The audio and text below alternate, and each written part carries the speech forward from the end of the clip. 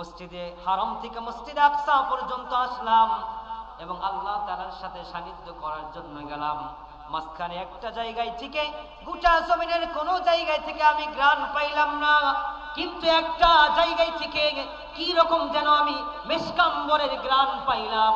এত সুন্দর ঘ্রাণ আমি তো কখনো পাইলাম না। এই ঘ্রাণটা আমাকে পাগল করেছে। ভাই জিবরাইল বলো তো এই ঘ্রাণটা কোন জমিন থেকে কোথা থেকে এসেছে? চিল্লায় পড়েন সুবহানাল্লাহ, আর জোরে পড়েন না সুবহানাল্লাহ। বিশ্বনবী সাল্লাল্লাহু আলাইহি ওয়াসাল্লাম মসজিদে আকসা থেকে মসজিদে হারাম থেকে মসজিদে আকসা গেলেন। মসজিদে আকসা থেকে আল্লাহ তাআলার সাথে আরশে মুআল্লার মধ্যে দিদার করলেন। দিদার হয়ে গেল। দিদার হয়ে যাওয়ার পরে নবী আমার সরকারে দো আলম মুহাম্মদুর রাসূলুল্লাহ সাল্লাল্লাহু আলাইহি ওয়াসাল্লাম জাহান্নাম ভ্রমণ করে ঘুরে ঘুরে ঘুরে ঘুরে জাহান্নামটাকে দেখলেন। এরপরে সর্বশেষ জান্নাতটা ঘুরে ঘুরে ঘুরে ঘুরে নবী আমার পরিদর্শন করতে লাগলেন। সুবহানাল্লাহ।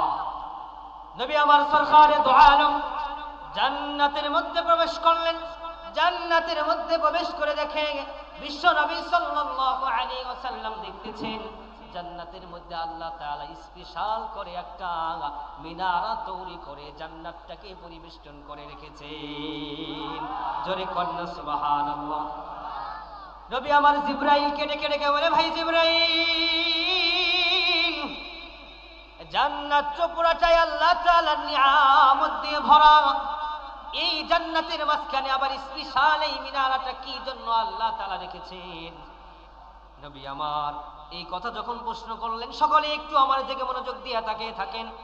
বিশ্ব নবী সাল্লাল্লাহু আলাইহি ওয়াসাল্লাম যখন এই কথাটা প্রশ্ন করলেন, জিবরাইল ডেকে ডেকে বলে, ইয়া রাসূলুল্লাহ, ইয়া হাবিবাল্লাহ, এই জান্নাতটা আল্লাহ পাক রব্বুল আলামিন যারা দুনিয়ার জমিনে বিসমিল্লাহর আমল বেশি বেশি করবে তাদের জন্য জান্নাতের ভিতরে আরেকটা মিনারা তৈরি করে স্পেশাল আদর আপ্যায়নের ব্যবস্থা করে রেখেছে। জোরে সবাই মিলে পড়েন না আল্লাহু আকবার। আরেকটু জবান করে একসাথে পড়েন না আল্লাহু আকবার। আরেকটু জবান করে পড়েন না আল্লাহু আকবার। বিশ্ব নবী সাল্লাল্লাহু আলাইহি ওয়াসাল্লাম জিজ্ঞেস করলেন, জিবরাইল, তাহলে চলো যাই জান্নাতের এই স্পেশাল মিনারাটা একটু পরিদর্শন করে আসি। যখন বিশ্ব নবী সাল্লাল্লাহু আলাইহি ওয়াসাল্লাম জান্নাতের ওই মিনারার মধ্যে যখন প্রবেশ করলেন, প্রবেশ করে দেখে আটজন ব্যক্তি ওই জান্নাতের স্পেশাল মিনারার মধ্যে স্পেশাল শান্তির মধ্যে বসবাস করেন। সুবহানাল্লাহ পড়েন। এবার জিবরাইলকে জিজ্ঞেস করলেন, জিবরাইল, এদেরকে কেন এত ভাবে আল্লাহ তাআলা সম্মান আর মর্যাদা দান করেছেন? আমি মোল্লার বর্ণনার কথা বলতেছি না, জিবরাইল স্বয়ং নিজে আল্লাহর রাসূলকে বর্ণনা করে শুনিয়েছেন। আল্লাহর রাসূল সাল্লাল্লাহু আলাইহি ওয়াসাল্লাম সাহাবায়ে কেরামকে এই কথাটা বর্ণনা করে শুনিয়েছেন। জিবরাইল ডেকে ডেকে বলে, ইয়া রাসূলুল্লাহ, ইয়া হাবিবাল্লাহ গো, এই জান্নাতের মধ্যে ওই যে আপনি মসজিদে আকসা থেকে মসজিদে হারাম থেকে মসজিদে আকসা আসার পরে ওই সময় আপনি যে দুনিয়ার জমিন থেকে একটা মেশকাম্বরের ঘ্রাণ পাইলেন, ওই ব্যক্তিদের আত্মাগুলো ওইখানে যেই ব্যক্তিদেরকে দাফন করা হয়েছে, ওই মাটির মধ্যে যেই ব্যক্তিদেরকে দাফন করা হয়েছে, ওই ব্যক্তিদের রূহগুলো আত্মাগুলো আল্লাহ জান্নাতের স্পেশাল মিনারার মধ্যে স্পেশাল ভাবে মেহমানদারি করতেছেন। একটা জবানও বন্ধ রাখবেন না। আল্লাহু আকবার। আওয়াজ তুলে পড়েন আল্লাহু আকবার। এবার জিবরাইলকে জিজ্ঞেস করলেন, জিবরাইল, এরা কি আমার উম্মত কিনা? বলে, না না, এরা আপনার উম্মত না, এরা আপনি পৃথিবীতে আসারও হাজার হাজার বছর আগে এরা উম্মত ছিলেন মূসা কালিমুল্লাহ। সুবহানাল্লাহ। ইয়া রাসূলুল্লাহ, ইয়া হাবিবাল্লাহ, এরা হলো মূসা কালিমুল্লাহর উম্মত। এবার বলেন, সকলেই বুঝে শুনে বলেন, মূসা নবীর উম্মতকে যদি আল্লাহ জান্নাতের স্পেশাল জায়গার মধ্যে রাখতে পারে, যেই নবী নিজে জান্নাতে, যেই নবীর উম্মত জান্নাতে না গেলে বিশ্বের কোন নবী রাসূল জান্নাতে যাইতে পারবে না, সেই নবীর উম্মতের মর্যাদা আছে না নাই? জোরে বলেন, আছে না নাই? ওই নবীকে নিয়ে যারা ব্যঙ্গ করে তাদেরকে জুতা পিটা করে বাংলাদেশ থেকে তাড়াতে রাজি আছি ইনশাআল্লাহ। জোরে বলেন, রাজি আছি ইনশাআল্লাহ। নবীর উম্মত দাবি করো, নবীর সুন্নাহদারির মধ্যে একটাও নাই, নবীর উম্মত হিসাবে দাবি করো, নবীর কোন সুন্নাহ পালন করো না, তোমরা বলো নবীর উম্মত। আছে না নাই এমন শয়তান? আছে না নাই? হুজুর নামাজ না পড়লে কেউ ঈমান ঠিক আছে, ওই বেটা ঈমান থাকলে তো নামাজই পড়তো, কথা বলে না? নবীজি সাল্লাল্লাহু আলাইহি সাল্লাম জানিয়ে দিয়েছেন কাফের আর মুমিনের পার্থক্যটাই হলো, কাফের আর মুমিনের ব্যবধানটাই হলো মুমিন নামাজ আদায় করবে আর কাফের নামাজ আদায় করবে না। এটা এতটুকুই হচ্ছে ব্যবধান। কিন্তু আমরা মুসলমান হওয়া সত্ত্বেও আমরা কয়েকত নামাজ আদায় করি, নামাজ আদায় করি, হ্যাঁ নামাজ আদায় করি না, নামাজটাকে ভুলে গিয়েছি। আল্লাহকে তুমি স্মরণ করো, কোরআন তেলাওয়াতের মাধ্যমে আমি আল্লাহকে তুমি স্মরণ করো, দান সদকার মাধ্যমে আমি আল্লাহকে তুমি স্মরণ করো। আমি আল্লাহকে কোরআনুল কারীমের কোরআন সুন্নাহ অনুযায়ী যেই কাজগুলো আছে এই কাজগুলো করলেই আমি আল্লাহ তোমাকে জিকিরের মধ্যে শামিল করে দেব। সুবহানাল্লাহ, আওয়াজ তুলে বলেন না সুবহানাল্লাহ। তাহলে স্পষ্ট ভাষায় বোঝা গেল কোরআন তেলাওয়াতের নাম হচ্ছে সবথেকে উত্তম জিকির। সবথেকে উত্তম জিকির কি? কোরআন তেলাওয়াত। কিন্তু পরিতাপের বিষয় হচ্ছে এটাই, কোরআনটা শুধুমাত্র আমরা মরা ব্যক্তিদের জন্য আমরা সমাজের মধ্যে প্রচার করে দিয়েছি। কোরআন কি মরা ব্যক্তিদের জন্য না জিন্দা ব্যক্তিদের জন্য? আওয়াজ করে, মরাদের জন্য না জিন্দাদের জন্য? কোরআন হচ্ছে জিন্দাদের জন্য, মৃতদের জন্য কোরআন না। আছে মৃতদের জন্য, সেটা কি? আমার কাকা, আমার চাচা, আমার ইত্যাদি ইত্যাদি মারা গিয়েছে, তাদের জন্য একটু সবরে সানি পাঠাইলাম। কিন্তু এই ব্যক্তি যদি মৃত্যুবরণ করার আগে এই কোরআনটাকে তার জীবনের গাইডলাইন বানায় নিত, ওই ব্যক্তির জন্য সবরে সানি করার এত প্রয়োজন হতো না। কারণ ওই ব্যক্তি দুনিয়ায় থেকে জান্নাত কামিয়ে গিয়েছে। ওই ব্যক্তি কাল কিয়ামতে হাসরের ময়দানে আমাদের মতো নাফরমানিকে টেনে টেনে জান্নাতে নেওয়ার ক্ষমতা থাকে। কথা বলেন ঠিক কিনা? এই যে আপনারা মাদ্রাসার উদ্দেশ্যে মাহফিল দিয়েছেন, মাদ্রাসার উপলক্ষে মাহফিল করেছেন, এই মাদ্রাসায় বেশি বেশি করে আপনার সন্তানকে পড়াবেন, কোরআনে হাফেজ বানাবেন, আলেম বানাবেন। একজন কোরআনে হাফেজ কমপক্ষে 10 জন জাহান্নামী ওয়াজিব হয়ে গিয়েছে, 100% তার জন্য জাহান্নাম ওয়াজিব। ওই সমস্ত ব্যক্তিকে জান্নাতে নিয়ে যাইতে পারবে। সুবহানাল্লাহ। বক্সের সাউন্ড আরেকটু কমাই দেন ভাইয়া।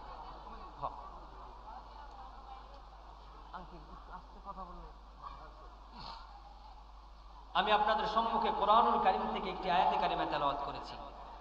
আয়াতে কারিমা হচ্ছে ওয়ামা খালাকতুল জিন্না ওয়াল ইনসা ইল্লা লিয়াবুদুন। এখন আমি আমার মূল আলোচনায় ঢুকব। অল্প সময়ের মধ্যে আপনাদের মাঝ থেকে বিদায় নিব ইনশাআল্লাহ। আলোচনার মাধ্যমে আমি এটাই আপনাদের সামনে মেসেজ দিতে চাই।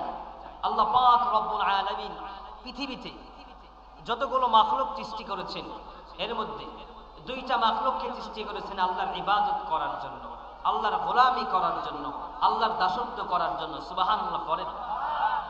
আল্লাহ পাক রব্বুল আলামিন জানিয়ে দিলেন ওয়ামা খালাকতুল জিন্না ওয়াল ইনসা ইল্লা লিয়াবুদুন।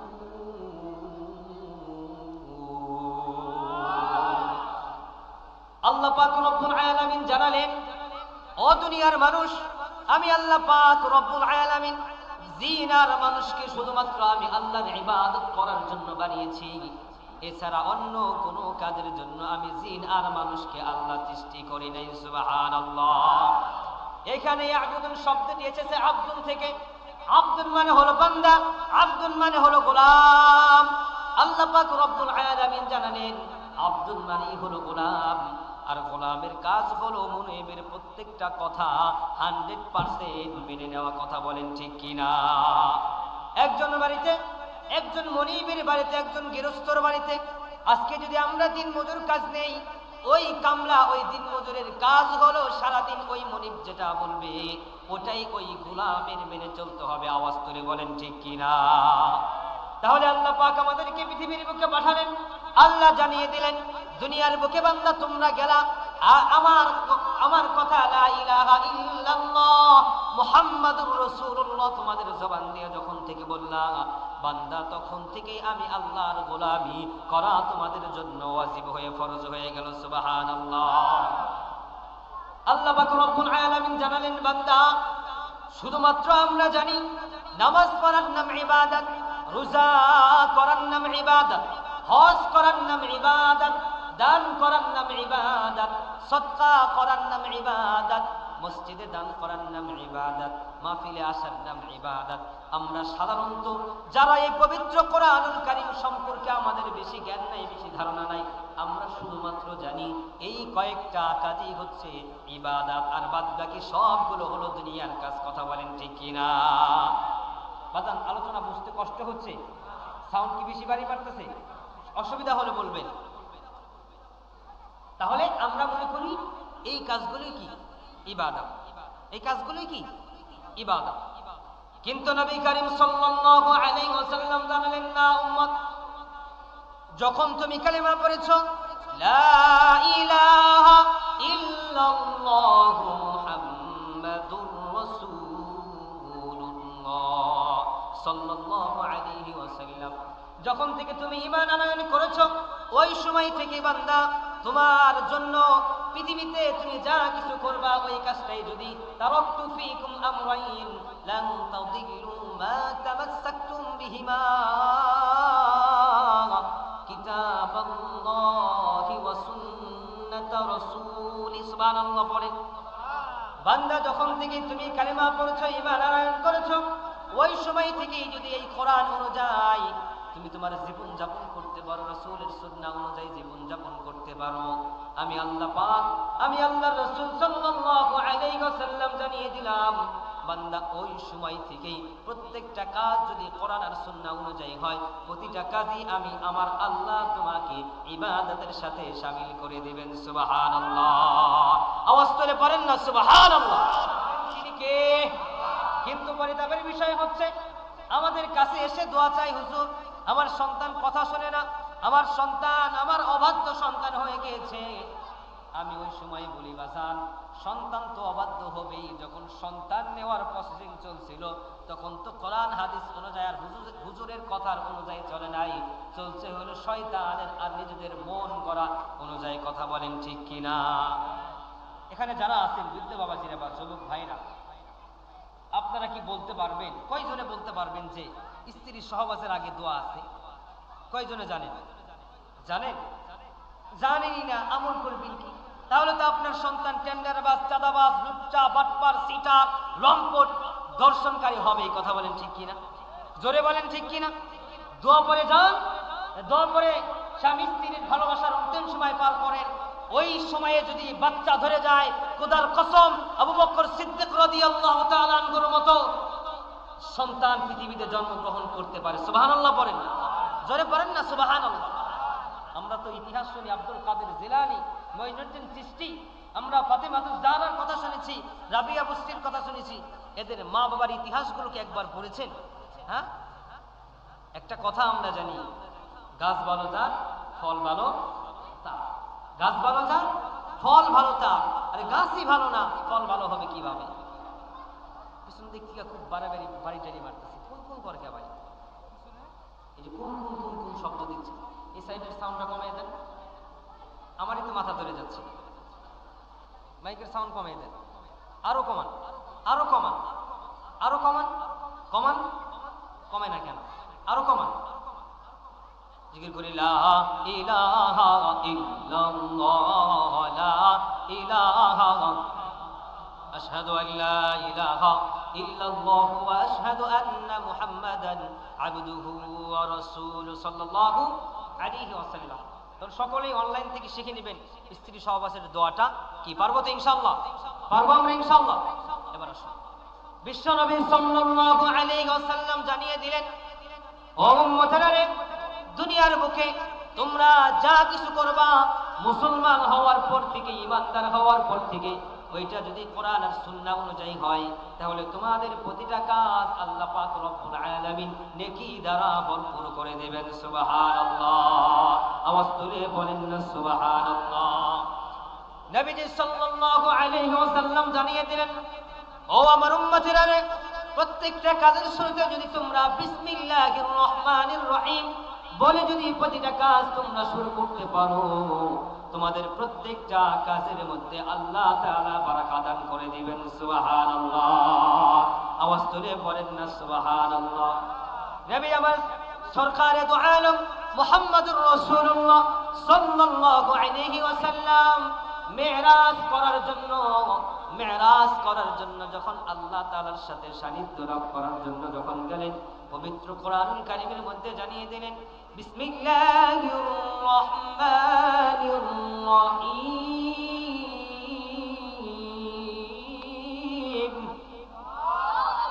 আল্লাহু আকবার বলতে কষ্ট হয়? কষ্ট হয়? কষ্ট হয়?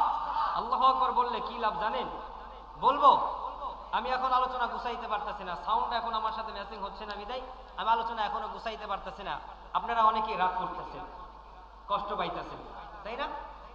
আল্লাহু আকবার বললে কি লাভ হয় এটা বলি, না বললে আমার শান্তি লাগবে না। যদি মরে যাই এই ওষুধটা থেকে আপনারা আলাদা বাকি পড়ে যাবে। আল্লাহ পাক রব্বুল আলামিন বলে, বান্দা আমি আল্লাহকে যখন তুমি আল্লাহু আকবার বলো, আমি আল্লাহকে যখন বলো আল্লাহ তুমি বলো, আমি আল্লাহ বলি বান্দা তুইও বল। তেলের মধ্যে ভাজার পরে স্বামীকে এখন তেলের মধ্যে ঢেলে দিবেন, তখন বলেন মা সেটা এখনো তোমার হাতে সময় আছে। তোমার স্বামীকে যদি বাঁচাইতে চাও তাহলে এক আল্লাহকে ভুলে যাও, ওই আল্লাহর কথা তো তোমার দিল থেকে তোমার জবান থেকে সরিয়ে দাও। মা সেটা বলেন না না না, 5-6টি সন্তানকে জান্নাতের মধ্যে পাঠিয়েছি, আমি আমার স্বামীকে জান্নাতের মধ্যে পাঠাইতে চাই। এবার স্বামীর পাল্লা শেষ হয়ে গেল। মা সেটা নিজেকে যখন ধরলো, মা সেটাকে ধরে বলে মা সেটা এখনো সময় আছে, এখনো বলো, মৃত্যুবরণ করার আগে তোমাকে সুযোগ দিলাম, তুমি যদি আল্লাহকে ভুলে যাও তোমাকে এই পৃথিবীর মধ্যে, এই গোটা মিশর রাজ্যের মধ্যে তোমাকে ক্ষমতা দান করব, তোমাকে সম্পদ দান করব, তোমাকে এই রাজ্যের মধ্যে একজন প্রেসিডেন্ট তোমাকে বানিয়ে দিব। মা সেটা বলে না না না, আমি দুনিয়ার কোনো ক্ষমতা চাই না, আমি দুনিয়ার কোনো নাজ নিয়ামত চাই না, আমি শুধু আল্লাহর তৈরি কিয়ামতের ময়দানে জান্নাতে চিরকালের ক্ষমতা চাই। জোরে বলেন না সুবহানাল্লাহ।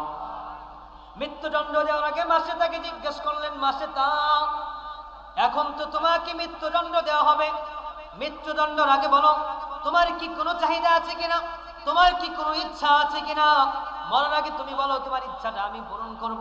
মা সেটা বলে, ও ফেরাউন, আমি মৃত্যুবরণ করার আগে তোমার কাছে একটা জিনিস চাই, খাবার চাই না, সম্পদ চাই না, কিছুই চাই না, আমাকে মৃত্যুদণ্ড দেওয়ার আগে শুধু একটা চাহিদা তুমি পূরণ করবা।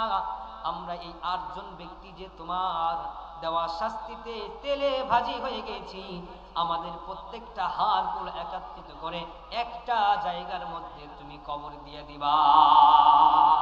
জোরে পড়েন না সুবহানাল্লাহ। জিবরাইল ডেকে ডেকে বলেন, ইয়া রাসূলুল্লাহ, ইয়া হাবিবাল্লাহ, ওই যে মাসে তার 8 জন ব্যক্তিটাকে একজন ব্যক্তিটার হাড়গুলো একত্রিত করে এক জায়গায় কবর দেওয়ার কারণে ওই কবরটা জান্নাতের বাগান হয়ে গিয়েছে। জোরে পড়েন না সুবহানাল্লাহ। শুনলে আরো খুশি হবেন। শুধুমাত্র এখন পর্যন্ত, শুধুমাত্র ওই পর্যন্ত জান্নাতের ঘ্রাণ আসে নাই, এখনো যদি সেইখানে যান আজও পর্যন্ত ওইখান থেকে জান্নাতি ঘ্রাণ পাওয়া যায়। জবান খুলে পড়েন না সুবহানাল্লাহ। ইমাম আযম ইমাম বুখারী রাহমাতুল্লাহি আলাইহি তিনি যখন ইন্তেকাল করলেন, ইতিহাসের মধ্যে পেয়েছি ইমাম বুখারী রাহমাতুল্লাহি আলাইহির কবর থেকে 20 বছর পর্যন্ত জান্নাতের ঘ্রাণ বের হতেছিলেন। আর জোরে পড়েন না সুবহান। ইমাম বুখারী রাহমাতুল্লাহি আলাইহি কবর থেকে মাটি নিতে নিতে নিতে নিতে এক পর্যায়ে মাটি নেওয়া যখন শেষ হয়ে যায়, এই জামানের একজন কুতুব ছিলেন, তার কাশফ খোলা ছিলেন, আল্লাহ তাআলার সাথে ডাক দিয়া ডেকে ডেকে বললেন, আল্লাহ, এইভাবে যদি ইমামে আযম ইমাম বুখারী রাহিমাহুল্লাহর কবর থেকে যদি মাটি নেওয়া শুরু করে, এই এলাকার মানুষগুলো কবর থেকে লাশ বের হয়ে যাবে, মাটি শেষ হয়ে যাবে, জান্নাতের ঘ্রাণ তো থাকতেই থাকবে। সুবহানাল্লাহ। আল্লাহ, এই কুসংস্কার বন্ধ করার জন্য আল্লাহ কবর থেকে জান্নাতের ঘ্রাণটা আল্লাহ আপনি বন্ধ করে দেন। আল্লাহর ওলির দোয়া কবুল হয়েছে, এখন বর্তমান ওই কবর থেকে জান্নাতি ঘ্রাণ বন্ধ হয়ে গিয়েছে। সুবহানাল্লাহ পড়েন, জোরে পড়েন না সুবহানাল্লাহ। জিবরাইল ডেকে ডেকে বলেন, ইয়া রাসূলুল্লাহ, ইয়া হাবিবাল্লাহ, ওই যে 8 জন ব্যক্তির হাড়গুলো যে একত্রিত করে এক জায়গায় ফেরাউন কবর দিয়েছিল, দাফন করেছিল, ওই 8 জন ব্যক্তির রূহটা আল্লাহ তাআলার কাছে এত পছন্দনীয় হয়েছে, আল্লাহ এত ভালোবেসেছে, আল্লাহ এত পছন্দ করেছে, আল্লাহ পাক রব্বুল আলামিন ওই 8 জন ব্যক্তিকে জান্নাতের মিনারার মধ্যে স্পেশাল সম্মাননা দান করেছে। আর একটু জোরে পড়েন না সুবহানাল্লাহ। জিবরাইল জিজ্ঞেস করলেন, জিবরাইল কোন আমলের বিনিময়ে আমার আল্লাহ আমার ভাই মূসা পয়গম্বরের উম্মতকে এত সম্মান এত ইজ্জত দান করলেন? ওই আমল যদি আমি আমার উম্মতকে শিখাই, তাহলে আমার উম্মত ওই আমলের বিনিময়ে জান্নাতের এই মিনারার মধ্যে স্থান পাবে। জিবরাইল আমাকে একটু বলে দাও, আমি আমার সাহাবায়ে কেরামকে জানিয়ে দিব, আমার সাহাবীরা আমার উম্মতের মধ্যে এটা বিস্তার করে দিবেন। সুবহানাল্লাহ। জিবরাইল জানিয়ে দিলেন, ইয়া রাসূলুল্লাহ, ইয়া হাবিবাল্লাহ, ওই যে মাসেতা বিসমিল্লাহ পড়ে চিরুনি উত্তোলন করেছিলেন, আল্লাহর নামে কাজ শুরু করেছিলেন, মাসেতা ইসলাম গ্রহণ করেছিলেন আরো আগেই। সমস্ত কাজের শুরুতে মাসেতা বিসমিল্লাহ পড়ে শুরু করতেন, কিন্তু হঠাৎ করে ওই দিন মুখ থেকে জোরে সাউন্ড বের হয়ে যাওয়ার কারণে আল্লাহ পাক রব্বুল আলামিন ওই দিন তাকে শাস্তির আওতার মধ্যে এনে আল্লাহ দুনিয়ার থেকে শাহাদাতের মর্যাদা দিয়া জান্নাতের এই স্থানে স্থান দান করে দিয়েছে। জোরে পড়েন না সুবহানাল্লাহ। আমার নবী মুহাম্মদুর রাসূলুল্লাহ সাল্লাল্লাহু আলাইহি ওয়াসাল্লাম উম্মতি মুহাম্মাদীকে জানালেন, ও উম্মতি মুহাম্মাদী, কানটা খরগোশের মতো খাড়া করে দেন, আমলটাকে শুনে নেন, দিলের কান দিয়া ব্রেন দিয়া আপনি রেকর্ড করে নিয়ে যান, তাদের ফোন আছে ফোন থেকে রেকর্ড করে নিয়ে যান। আল্লাহ রাসূল সাল্লাল্লাহু আলাইহি ওয়াসাল্লাম জানিয়ে দিলেন, উম্মতি মুহাম্মাদীরা রে, তোমরা যদি তোমাদের প্রত্যেকটা কাজের শুরুতে বিসমিল্লাহ পড়ে শুরু করতে পারো, খাবার খাইলা বিসমিল্লাহ পড়ে শুরু করলা, গাড়িতে উঠলা বিসমিল্লাহ পড়ে উঠলা, ধান খেতে ধান কাটতে গেলা বিসমিল্লাহ বলে শুরু করলা, ধান রোপণ করতে গেলা বিসমিল্লাহ বলে শুরু করলা, যা কিছু করো, মা বোনরা তোমরা রান্না করতে গেলা বিসমিল্লাহ পড়ে শুরু করলা, তোমরা স্বামীর জামা কাপড় খাসতে গেলা বিসমিল্লাহ পড়ে শুরু করলা, সন্তানকে স্তনের দুধ পান করাচ্ছ বিসমিল্লাহ পড়ে শুরু করলা, ইত্যাদি ইত্যাদি। বিসমিল্লাহ পড়ে যদি তোমাদের জীবনের সমস্ত কাজগুলো করতে পারো, আল্লাহ রাসূল সাল্লাল্লাহু আলাইহি ওয়াসাল্লাম জানিয়ে দিলেন, ওই উম্মতি মুহাম্মাদের জন্য ফেরাউনের মেয়ের স্ত্রী মাসেতার সাথে ওই জান্নাতের স্পেশাল মিনারায় জান্নাত দান করে দিবে। জবান খুলে পড়েন না সুবহানাল্লাহ। ওই জান্নাতে যাইতে চাইতে ইনশাআল্লাহ, জান্নাতে যাইতে চাই ইনশাআল্লাহ। আল্লাহ পাক আমাদেরকে কবুল করুন সবার উপরে আল্লাহুম্মা আমিন। আল্লাহ পাক রব্বুল আলামিন পবিত্র কোরআনুল কারীমে জানিয়ে দিয়েছেন, লোকজন শুধু উঠাউঠি করতেছেন। আল্লাহ জানিয়ে দিলেন, যেখানে কোরআন এবং হাদিসের কথা হয়, যেখানে কোরআন সুন্নাহর আলোচনা হয়, ওইখানে সরাসরি আল্লাহর রহমত নাজিল হইতে থাকে। সুবহানাল্লাহ। وَإِذَا قُرِئَ الْقُرْآنُ فَاسْتَمِعُوا لَهُ وَأَنصِتُوا لَعَلَّكُمْ تُرْحَمُونَ। আল্লাহ পাক রব্বুল আলামিন জানালেন, কোরআন যে ব্যক্তি মনোযোগ দিয়ে শুনবে, ওই ব্যক্তির উপরে আল্লাহর আরশ থেকে রহমত নাজিল হইতে থাকবে। সুবহানাল্লাহ। আর যে ব্যক্তি কোরআন মনোযোগ দিয়ে শুনবে না, ওই ব্যক্তি জান্নাতে বাগানে থাকা সত্ত্বেও আল্লাহর রহমত পাবে। আর রাসূল সাল্লাল্লাহু আলাইহি সাল্লাম জানালেন, যে দিনী মজলিসের মধ্যে ফাঁকা জায়গা থাকে, গায়ে গা লাগিয়া যে দিনী মজলিসের মধ্যে মানুষ বসে না, ওইখানের মধ্যে শয়তান প্রবেশ করে। যেই কারণে শয়তান একজনকে বলে, বাইরে জালমুড়ি আছে, যা তাড়াতাড়ি একটু খায় আয়, ওই দেখ ওই দিকে তোর বউ বৈশা আছে, একটু যে দেখা করে আয়। এই জন্যই উঠাউঠি হচ্ছে। এখন আপনারা যদি রহমত পাইতে চান আর শয়তানের বন্ধু না হইতে চান, তাহলে খালি জায়গা পূরণ করবেন। আর যারা শয়তানের বন্ধু হতে চান, তারা জায়গায় ব্রেক মাইরা বসে থাকেন। আমি আর আপনাদেরকে বলবো না, এখন কি আল্লাহর বন্ধু হবেন না শয়তানের বন্ধু হবেন, আপনারা নিজেরাই ডিসাইড করেন। জিকির করি লা ইলাহা ইল্লাল্লাহ, জোরে লা ইলাহা। কাকে প্রাধান্য দিব না আল্লাহকে প্রাধান্য দিব? জোরে বলেন, কাকে প্রাধান্য দিব? মুসলমান জীবন দিতে রাজি আছে, কিন্তু ঈমান দিতে রাজি নাই। কথা বলেন ঠিক কিনা? মুসলমান একমাত্র মাথা নত করে কার কাছে? মুসলমান কোন মাজারে, কোন খাজার দরবারে মাথা নত করতে পারে?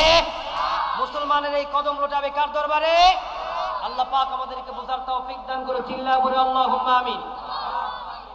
মাসেতাকে ফেরাউনের মেয়ে ডেকে ডেকে বলে, মাসেতা,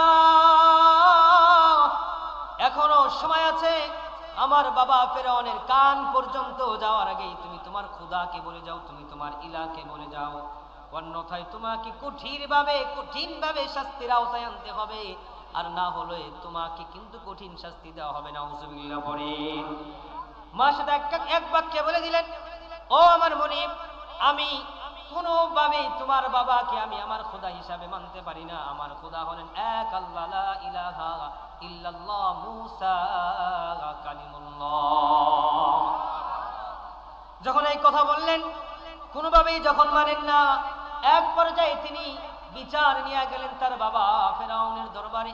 তার বাবা কি গিয়া বলে, বাবা, তোমারটা খায়, তোমারটা পরে, তোমার রাজ দরবারের মধ্যে থাকে, তোমার রাজ দরবারের মধ্যে থাকে বাবা, তোমারটা খাওয়ার পরেও, তোমারটা পড়ার পরেও তোমাকে খোদা বলে মানে না, আল্লাহকে খোদা বলে স্বীকার করে। সুবহানাল্লাহ। এবার মাসেতাকে ফেরাউনের কাছে নিয়ে আসলেন। ফেরাউনের কাছে আনার পরে মাসেতাকে ফেরাউন ডেকে ডেকে বলে, মাসেতা, কোন আল্লাহকে মানো? বলে, তোমাকে যেই খোদা বানিয়েছে, তোমার স্ত্রীকে যে আল্লাহ বানিয়েছে, তোমার গোটা রাজ্য যে আল্লাহ বানিয়েছে, গোটা বিশ্ব যে আল্লাহ চালায়, তোমাকে আমাকে যে আল্লাহ চালায়, আমি ওই আল্লাহকে খোদা মানি। তুমি 2 নাম্বার ফেরাউনকে আমি খোদা মানি না। সুবহানাল্লাহ। মাসেতা বলে, না, তোমাকে খোদা বলে মানতে পারি না। ফেরাউন বলে, মাসেতা, কি চাও? কিসের বিনিময়ে তুমি ওই খোদাকে বলতে পারো? টাকা লাগে টাকা নাও, সম্পদ লাগে সম্পদ নাও, সম্মান লাগে সম্মান নাও, মাসেতা যা লাগবে তাই তোমাকে দিব, বিনিময়ে তুমি তোমার ওই আল্লাহকে বলে যাও, আমি ফেরাউনকে তুমি খোদা হিসাবে মেনে নাও। কেন এত সম্পদ দান করতে চাই, এত সম্পদের মালিক বানাইতে চাই? কারণ ফেরাউন নিজেও ভালো করে জানে, একজন মুমিন যদি এখান থেকে শুরু করে কালেমা পড়া, তাহলে একে একে আস্তে আস্তে এখান থেকে বিকাশ ঘটতে থাকবে। কথা বলেন ঠিক কিনা? এক পর্যায়ে যখন সম্পদের প্রলোভনেও তিনি কেমন হলেন না, নরম হলেন না, এক পর্যায়ে বলে ফেললেন, মাসেতা, এবার যদি তুমি তোমার খোদাকে না ভুলে যাও, তাহলে তোমাকে কঠিন শাস্তি দেওয়া হবে। 2টা বর্ণনা। একটা বর্ণনা হলো পিতলের একটা কড়াই, পিতলের একটা পাত্র তিনি এনেছেন ফেরাউন, বিশাল আকারে একটি চুলা খনন করেছেন, চুলার মধ্যে আগুন ধা ধা করে ধরিয়ে দিয়েছেন, ওই আগুনের ওই পাত্রের মধ্যে তেল ঢেলে দিয়েছেন, তেলের মধ্যে টকবক তেল যখন টকবক করে, টকবক তেল, ফুটন্ত তেলের মধ্যে মাসেতার কোলের বাচ্চা, এখনো মাসেতাকে ভালো করে মা মা বলে ডাকতে পারে না, এখনো মাসেতাকে স্পষ্ট ভাষায় মা ডাকটা শোনাইতে পারে নাই, বুকের দুধ এখনো পান করে। মাসেতা কোল থেকে কোলের বাচ্চাটাকে টান মেরে এনে বলে, মাসেতা, এখনো সময় আছে, আল্লাহকে ভুলে যাও, আর না হয় তোমার ছোট্ট বাচ্চাটাকে এই টক বক তেলের মধ্যে ঢেলে দিয়ে ভেজে ফেলবো। নাউজুবিল্লাহ। মাসেতা ডেকে ডেকে বলে, ফেরাউন, আমার সন্তানকে তুমি মারতে পারো, তবু আমি কালেমা ছাড়তে পারি না। জোরে পড়েন না সুবহানাল্লাহ। এবার বলেন তো, সন্তান যখন মারা যায়, মা বাবার বুক কাঁদে বেশি না মা বাবা মারা গেলে সন্তানের বুক কাঁদে বেশি? মা বাবার বুক বেশি কাঁদে। সন্তানের বিয়োগ ব্যথা কোন বাবা কোন মা সহ্য করতে পারে না, কিন্তু এমন না প্রমাণ সন্তান আছে, বাবা মারা গেলে বাবার জানাজা দেওয়ার ক্ষমতা আর হয় না, আছে না নাই? মা দুধের কলের বাচ্চার জবান থেকে সবে মাত্র কেবলমাত্র মা মা হালকা হালকা শুনতে শিখেছে, ওই বাচ্চাটাকে যখন টান মেরে টক বা কাগরের মধ্যে যখন ফেলে দিয়েছে, মাসেতাকে ফেলে দেওয়ার সময় বলে, মাসেতা, এখনো সময় আছে, তুমি তোমার খোদাকে বলে যাও, আর না হয় আগুনের মধ্যে ছেড়ে দিলাম, আগুনের মধ্যে ঢেলে দিলাম। মাসেতা বলে, না না, সন্তানের জীবন চলে যাবে তবু খোদাকে ভুলবো না, স্বামীর জীবন চলে যাবে তবু আল্লাহকে ভুলবো না, নিজের জীবন চলে যাবে তবু আল্লাহকে ভুলবো না। এই পর্যায়ে এই কথা যখন মা সেটা বলেছে, ফেরাউন 1 সেকেন্ড দেরি করেন নাই, মা সেটার দুধের বাচ্চাকে, কোলের বাচ্চাকে টক বক তেলের মধ্যে ঢেলে দিয়েছে। নাউজুবিল্লাহ। মা সেটা সন্তানের তেলের মধ্যে ছটপট ছটপট করে দেখে মা সেটা পাগল হয়ে গেলেন, কান্না করতে লাগলেন, বেহুশ হয়ে জমিনের মধ্যে পড়ে গেলেন। মা সেতার ছোট বাচ্চা যখন তেলের মধ্যে বাজি হয়ে যায়, আত্মাটা যখন আসমানের জান্নাতে যখন ইল্লিনের মধ্যে চলে যায়, বাচ্চা এখনো সুস্পষ্ট ভাষায় মাকে মা বলে ডাকতে শিখে নাই। মা সেতার বাচ্চা ডেকে ডেকে বলে, মা আমি সন্তানকে আগুনের মধ্যে তেলের মধ্যে ভাজা দেখতেছ মা, আমি তেলের মধ্যে ঠিকই ভাসতেছি, কিন্তু আমার আত্মা জান্নাত দেখতে পাইতেছে। একটা জবানও বন্ধ রাখা যাবে না। চিৎকার মেরে পড়ুন আল্লাহু আকবার। আর জোরে পড়ুন না আল্লাহু আকবার। মাশাআল্লাহ। কান্না থামিয়ে দিয়ে মুস্কি মুস্কি হাসে। এবার ফেরাউন দেখে বলে, কিরে তুই এত বড় নিষ্ঠুর, কোলের বাচ্চাকে তেলের মধ্যে ভেজে দিলাম, তোর চক্ষু দিয়ে কান্না বের হওয়ার পরে আবার তুই কেন হাসোস? এত বড় নিষ্ঠুর, তুই তোর সন্তানের জন্য মায়া করস না। এবার মা বলে, সন্তানকে আমি ক্ষণিকের জন্য শাস্তির মধ্যে ফেলেছি, কিন্তু আমি মা সেতা, আমি আমার এই সন্তানকে চিরকালের জান্নাতে পাঠিয়ে দিয়েছি। জোরে কন্যা সুবহানাল্লাহ। আমার সমাজে আমি বাবাদেরকে দেখি, বাবারা নিজের জমিগুলো বিক্রি করে, নিজের জমিগুলো বিক্রি করে দিয়ে নিজে শূন্যহারা হয়ে যায়, সন্তানকে 2টা মুঠ ভালো খাওয়ার জন্য, ভালো করে থাকার জন্য বাবা নিঃস্ব হয়ে সন্তানকে প্রবাসে পাঠায়, যেন ভালো করে খাইতে পারে। কথা বলেন ঠিক কিনা? বাবা নিজে নিঃস্ব হয়ে যায়, তবু সন্তানের চিরকাল সুখ চাই। কথা বলেন ঠিক কিনা? মাসে তা দুনিয়ার সুখ চাই নাই, সন্তানের চিরকালের সুখটাকে চেয়েছে। সুবহানাল্লাহ বলেন। এবার মাসে তার 6 নম্বর সন্তানটাকে, মাসে তার 6 নম্বর সন্তানটাকে ধরে তেলের মধ্যে ভাজে। মাসে তা এবারও হাসে, মাসে তার 6 নম্বর সন্তান ওই সময় ডেকে ডেকে বলে, মা আমিও জান্নাত দেখতে পাই। জোরে কন্যা সুবহানাল্লাহ। ও মা আমিও জান্নাত দেখতে পাই, তুমি টেনশন করো না, বিচলিত হয় না। এক এক করে 5 নম্বর সন্তানকে যখন তেলের মধ্যে ভাজে, 5 নম্বর সন্তানও ডেকে ডেকে বলে, মা আমিও জান্নাত দেখতে পাই। সুবহানাল্লাহ বলেন। আমরা একটা কথা বলি, একটা হলো চর্মকান, আরেকটা হলো কলবের কান, আছে না নাই? একটা কলবের চক্ষু, আরেকটা হলো চর্ম চক্ষু। এই চর্ম চক্ষু দিয়া দুনিয়ার সমস্ত কিছু দেখা যায়।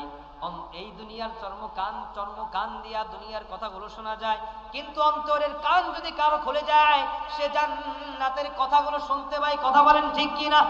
আমার বাজার মাসে তার 5 নম্বর সন্তানকে যখন তেলের মধ্যে ভাজে, 5 নম্বর সন্তান বলে, মা আমিও জান্নাত দেখতে পাই। 4 নম্বরটাকে যখন তেলের মধ্যে ভাজে, 4 নম্বরটাও বলে, মা আর টেনশন করো না, আমিও জান্নাত দেখতে পাই। এক পর্যায়ে যখন 1 নম্বর সন্তানকে যখন তেলের মধ্যে ভাজে, ওই সময়ও ফেরাউন বলে, এখনো তোর হাতে সময় আছে। তোকে যেই স্বামী কামাই করে, রুজি করে, যেই স্বামী তোকে খাওয়ায়, যেই স্বামী তোকে পড়ায়, ওই স্বামীকে এখনো আগুনের তেলের মধ্যে ভাজে নাই। ও মা সেতা, এখনো সময় আছে। তোমার খুদাকে বলে যাও, তোমার আল্লাহকে বলে যাও, আমি ফেরাউনকে খুদা হিসাবে মেনে নাও। এখনো বলে যাও, এখনো সময় আছে। মা সেতা বলে, না না না, 6টি সন্তানকে জান্নাতের মধ্যে পাঠিয়েছি, স্বামী ছাড়া জান্নাতে থাকতে চাই না। দুনিয়াতেও স্বামীর সাথে থেকেছি, কিয়ামতের ময়দানেও আমরা স্বামী স্ত্রী মিলা জান্নাতের মধ্যে থাকতে চাই। জবান খুলে পড়েন না সুবহানাল্লাহ। কে কে আছেন স্বামী স্ত্রী মিলা দুনিয়াতে যে এরকম সুখ শান্তিতে থাকেন, জান্নাতেও থাকতে চান? কে কে আছেন? তো হাত তুলে আল্লাহকে দেখান তো। আল্লাহ তোমার বান্দারা হাতগুলো দিয়েছে তুলে, আল্লাহ কুদরতি ক্যামেরায় ছবিগুলো নাও তুলে। আল্লাহুম্মা আমিন। যুবক ভাইরা হাসতে থাকে, হুজুর আমরা তো বিয়ে করি না, আমরা কি করব? তোমাদের জন্য দোয়া করি, আল্লাহ যেন তোমাদেরকে দ্রুত বিবাহ করার ব্যবস্থা করে। সকল করে আল্লাহুম্মা আমিন। কোন সন্তান যদি নিজে কিছু কামাই করতে শিখে, ওই সন্তানকে যতটুকু পারেন দ্রুত বিবাহ করিয়ে দিবেন। কেন বিবাহ করিয়ে দিবেন? জিনাহের কাছ থেকে বেঁচে থাকবে, গুনাহের কাছ থেকে বেঁচে থাকবে। ওই সন্তানকে যদি আপনি শুধু বলেন এখনো প্রতিষ্ঠিত হয় নাই, না বিয়ে করাবো না, যতবার জিনা করবে, যতবার জিনাহের কাজ করবে, ততবার ওই গুনাহের পার্সেন্টেজ বাবার আমল নামায় যাবে। কারণ বাবা সচেতন হওয়া সত্ত্বেও বাবা সন্তানকে বিবাহ করাই নাই। এমন এমন পিতামাতা আছে না নাই? কথা বলেন, আছে না নাই? ছেলের বয়স হয়ে গিয়েছে, বিবাহ দিয়ে দেন। মেয়ের বয়স হয়ে গিয়েছে, বিবাহ দিয়ে দেন। শুধু খুঁজে সরকারি চাকরি। মেয়ের বাবারা আছে না নাই? যারা যারা সরকারি চাকরিজীবীর কাছে মেয়ে বিয়ে দিয়েছেন, মেয়ে বিবাহ দিয়েছেন, একটু খবর নিয়ে দেখেন, ম্যাক্সিমাম সরকারি চাকরিজীবী মেয়েরা অশান্তির মধ্যে জীবনযাপন করতেছে। কথা বলেন ঠিক কিনা? এই জন্য কন্যা কেন ঠিক কিনা? আরে বাস্তব কথা বলতেছি। আমি তো সারা বাংলাদেশে ঘুরি। আল্লাহ কবুল করলে এই বছর ইন্ডিয়া তো ঘুরতে যাব মাহফিলের কাজে। আল্লাহুম্মা আমিন। কন্যা চান না আপনার এলাকার সন্তান বাইরের রাষ্ট্রে আলোচনা করে? চান না? তাহলে আল্লাহুম্মা আমিন বলেন না? আল্লাহুম্মা আমিন। সারা দেশ থেকে খুঁজে খুঁজে যতটুকু পেয়েছি, যে সরকারি চাকরিজীবী যারা খুঁজে, সরকারি চাকরিজীবী ছাড়া বিয়ে দেবো না। যারাই বিয়ে দিয়েছে তারাই অশান্তির মধ্যে জীবনযাপন করতেছে। তারাই কয় নিয়ত করলাম জীবনে আর কোনোদিন মেয়ের সরকারি চাকরিজীবীর কাছে বিয়ে দিব না। এখন যার এক মেয়ে, ও তো ফাঁসছে, আর আর সুযোগ আছে? ধরা তো খাইছো খাইছো, এক চান্সে খাইছো। আল্লাহ পাক আমাদেরকে স্বামী স্ত্রী সহ জান্নাতে থাকার মতো তৌফিক দান করে। সকলে বলে আল্লাহুম্মা আমিন। কিভাবে থাকতে পারবো সেটার আমল আস্তে আস্তে আমরা শিখবো ইনশাআল্লাহ। মাসে তার 6 জন সন্তানকে যখন তেলের মধ্যে ভেজে দিলেন, বললে হুজুর একের এমন সমাজ আছে না নাই? কথা বলেন, আছে না নাই? এখন আমাদের একত্ববোধ হতে হবে। এই কোরআন পড়তে শিখতে হবে, এই কোরআন জানতে হবে, এই কোরআনের মধ্যে কি আছে। কোরআন এমন কোনো জিনিস নাই, এমন কোনো বস্তু নাই যে বস্তুটা এই কোরআন তার নিজের মধ্যে রাখে নাই। সুবহানাল্লাহ পড়েন না? আপনি আপনার লাইফে যা চান সেটাই এই কোরআনের মধ্যে পাবেন। চিল্লা পড়েন না সুবহানাল্লাহ। কোরআন জানিয়ে দিয়েছেন ওয়া আতাসিমু বিহাবলিল্লাহি জামিআ। তোমরা একত্ববোধ হও, একত্ববোধের মধ্যে থাকো, তবে তোমাদের মধ্যে আমি আল্লাহ শান্তি বিরাজমান প্রতিষ্ঠিত করে দেবো। সুবহানাল্লাহ পড়েন। সমাজের মধ্যে সবসময় তো মারামারি, হানাহানি, কাটাকাটি চলেই। তাবলিগ জামাত এটি একটি ভালো কাজ, দিনী কাজ। এরা তাবলিগ জামাত নিয়ে কাজ করে, কিন্তু হঠাৎ করে দেখা গেল তাবলিগ জামাতের মধ্যে মারামারি লাইগা দ্বন্দ্ব হয়ে দুইটা বিভক্ত হয়ে গেল। হয়েছে কি হয় নাই? জোরে বলেন, হয়েছে কি হয় নাই? এবার বলেন, একটা আছে চরমোনাই, একটা আছে জামাত ইসলাম, একটা আছে সরসিনা। তাহলে হুজুররা কোন দল মানবে, কোনটা করবে? সবাই তো হক দাবি করে, ঠিক না?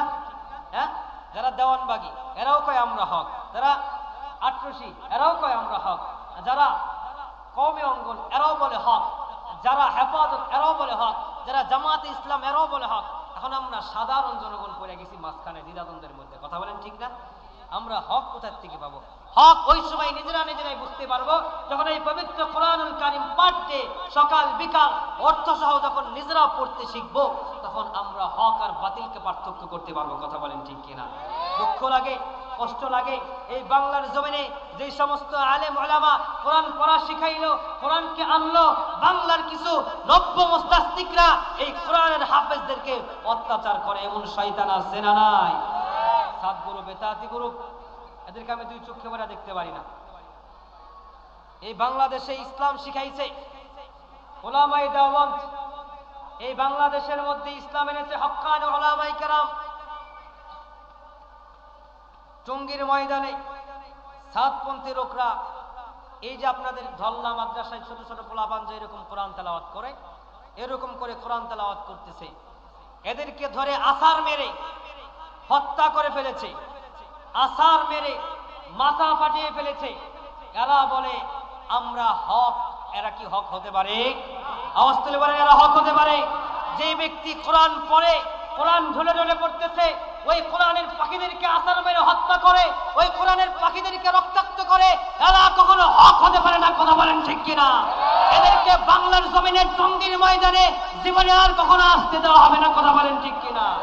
এই বাংলাদেশ উলামায়ে কেরামের বাংলাদেশ, এই বাংলাদেশ শাহজালালের বাংলাদেশ, এই বাংলাদেশ শাহপরানের বাংলাদেশ, এই বাংলাদেশ উলামায়ে দেওবন্দের বাংলাদেশ। কথা বলেন ঠিক কিনা?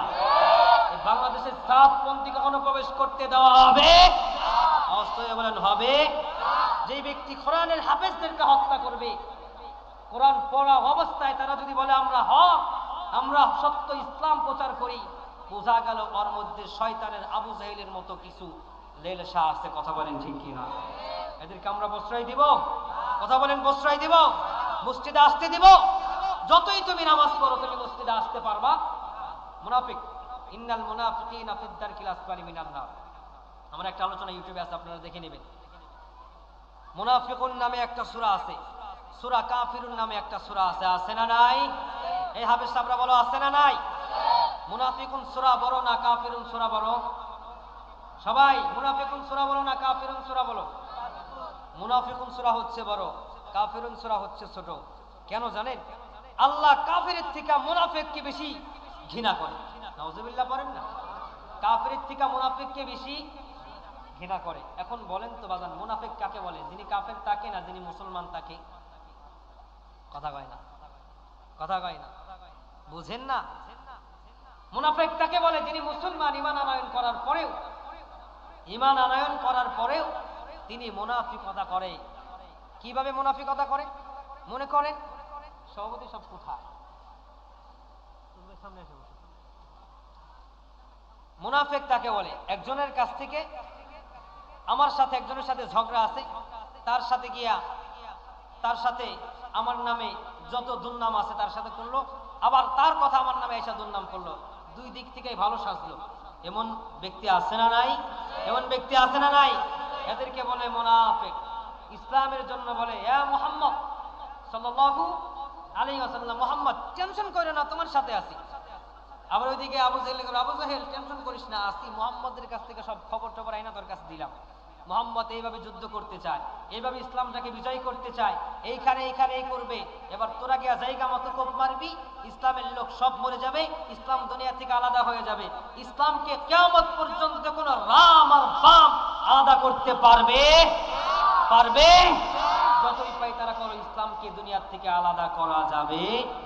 ইসলাম এদেশের জমিনের মধ্যে কালেমার পতাকা পথ পথ করে ওড়াবে ইনশাআল্লাহ।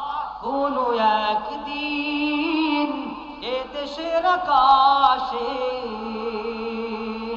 কালেমার পতাকা ধুলবে,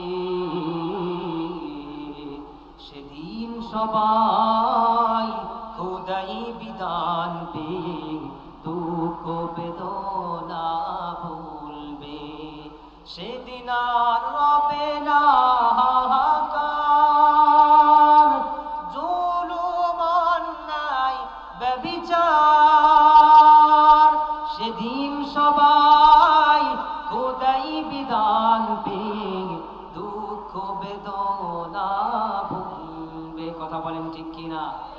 এই যে আমি ফিলিস্তিনি একটা রুমাল গলায় ঝুলিয়েছি, ফিলিস্তিন গিয়ে তো আর ইসরায়েলের বিরুদ্ধে আমাদের লড়াই করা সম্ভব না, কিন্তু এখান থেকে বুঝাইতে চাই আমরা মুসলমানের পক্ষে আছি। আপনারা আছেন তো? আছেন তো ইনশাআল্লাহ? তাহলে একটু বলতে হবে, আমি যখন বলবো ফিলিস্তিন আপনারা বলবেন জিন্দাবাদ, আমি যখন বলবো ইসলাম আপনারা বলবেন জিন্দাবাদ। পারবেন তো ইনশাআল্লাহ? পারবেন? ফিলিস্তিন ফিলিস্তিন জোরে সবাই একসাথে, ফিলিস্তিন ফিলিস্তিন ফিলিস্তিন ফিলিস্তিন, দিন ইসলাম দিন ইসলাম, ফিলিস্তিন ফিলিস্তিন, আল কোরআনের আলো, আল হাদিসের আলো, নারে তাকবীর। আল্লাহ পাক আমাদেরকে কবুল করুন, সকলে পড়ে আল্লাহুম্মা আমিন। আমার ভাইয়েরা অনেক কথা বলেছি এই মাঝখানে, আপনাদেরকে একটু সালাদ দিলাম, এখনই আমি আবার মূল আলোচনায় ঢুকবো ইনশাআল্লাহ।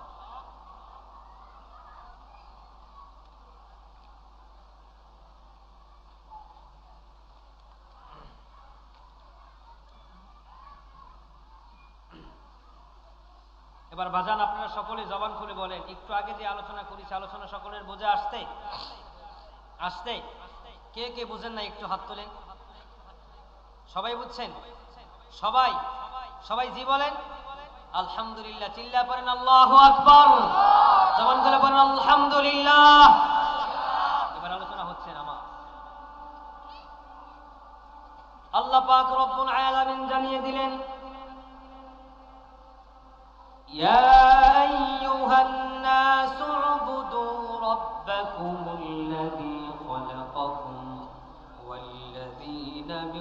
قبلكم لعلكم تتقون الله أكبر আল্লাহ জানালেন হে মানব সম্প্রদায় হে মানব সম্প্রদায় মানবের মধ্যে আমরা আছি না নাই এখন এইদিকে একটু মনোযোগ দেন অল্প সময় আমি বিদায় নেব ইনশাআল্লাহ মানবের মধ্যে আমরা আছি না নাই হিন্দু বৌদ্ধ খ্রিস্টান ইহুদি নাজারা মুচি জেলে চেশে এই সমস্ত কিছু মানুষের মধ্যে আছে না নাই জোরে বলেন আছে না নাই ইয়া আইয়ুহান নাস হে মানুষ